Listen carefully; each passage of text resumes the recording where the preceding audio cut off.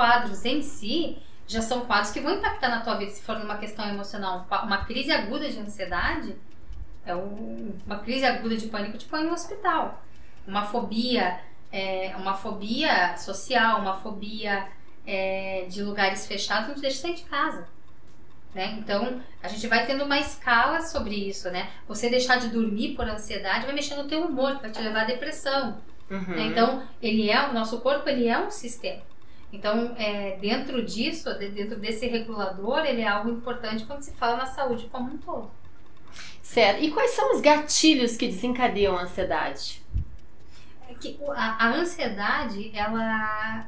Quando você fala que uma mente ansiosa, geralmente a questão da mente ansiosa assim, são pensamentos obsessivos. Você pode estar, do nada, você tem medo de morrer. Você pode ter medo de ficar doente. E aquilo ficar, nossa, eu vou ter um câncer, entendeu? Você a pessoa desenvolver, chegar a desenvolver isso? Não, isso porque quando que é um gatilho. Sim. Isso vem de é subjetivo, são gatilhos. Entendeu? Você pode acontecer algo que desencadeia, porque a ansiedade ele é subjetiva. As crises de pânico existem relatos assim, a pessoa dentro do carro começa a bater o coração e ela desmaia.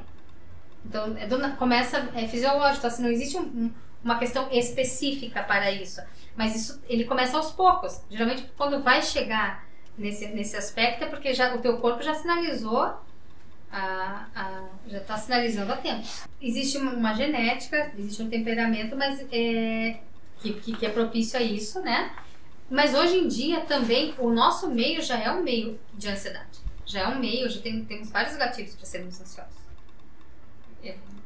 Toda hora, só essa velocidade que a gente vive, todos esses estímulos, tudo isso já é algo para viver em ansiedade. A compulsão, ela está relacionada com a ansiedade? Toda compulsão por comida, compulsão por bebida, compulsão por drogas, ela está relacionada? Tá paralela.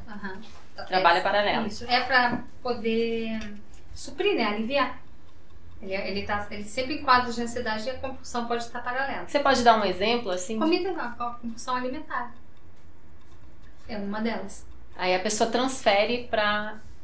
Você entra e você vai lá e come. E aí tem que tratar primeiro a ansiedade ou a forma dela ver a comida? Primeiro você trata o impulso, né? Contenção de você não ir pro ato, né? Porque depois... Aí vai ter que ver se você tem um quadro de transtorno alimentar. Porque necessariamente se você tiver num quadro ansioso... Se você estabiliza a ansiedade, você não vai para a comida. Mas se você tiver um transtorno alimentar, o tratamento é outro.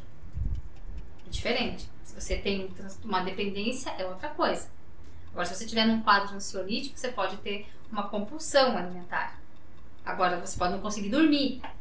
Né? Agora, se você tem um transtorno alimentar, e aí tem porque a compulsão é a ação, a obsessão é pensamento. Agora, numa ansiedade, você pode ter pensamentos obsessivos e uma compulsão, um agir de comer.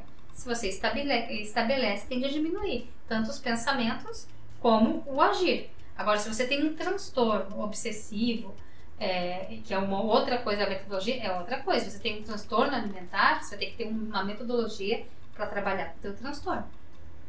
Entendo. E a ansiedade e a baixa autoestima que nós falamos inicialmente, elas são possíveis de serem transformadas através do autoconhecimento ou ambas precisam de um tratamento específico?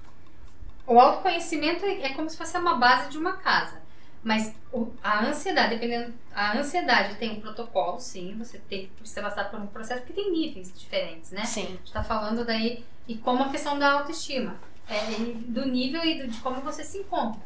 Em termos de inferioridade, aí muito requer um processo de trabalho de autodesenvolvimento. Mas geralmente, quando você está num processo assim, e com um sofrimento maior, a gente está falando de casos assim, que daí você já está com prejuízo, vai estar associado sempre a você poder ler, a você poder aprender novas condutas, a criar novos recursos, né? Então vai depender da intensidade. Mas a questão do autoconhecimento, ele é a base da vida. Você sempre vai estar fazendo isso independente, né? Não vou dizer, porque dependendo da situação, não é só ler, não é só isto, né?